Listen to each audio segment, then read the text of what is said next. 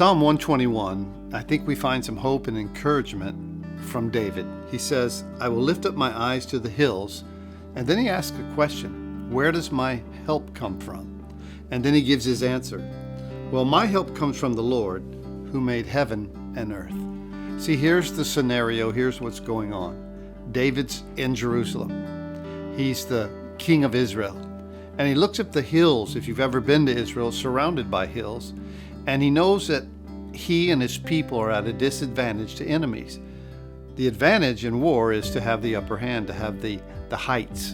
And David says, I look up to the hills and I ask the question, well, where's my help come from? Well, it doesn't come from my position. It doesn't come from a military advantage.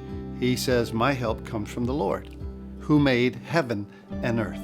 And as we look around, we think, man, all we hear, all we see, all we keep being thrown at us is that we're not in control, that someone else is.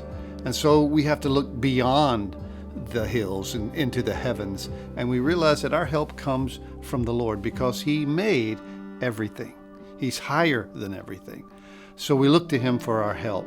And one thing I just want to try and encourage you with today, and in the midst of this virus and all the crazy stuff that's going on, look beyond it and look to where our help comes from. Our help, our assistance, well, our hope comes from the Lord, who is the maker of everything. So today, when you're looking around and you're hearing things and you're seeing things, look beyond to the one who made heaven and earth. Our help comes from the Lord.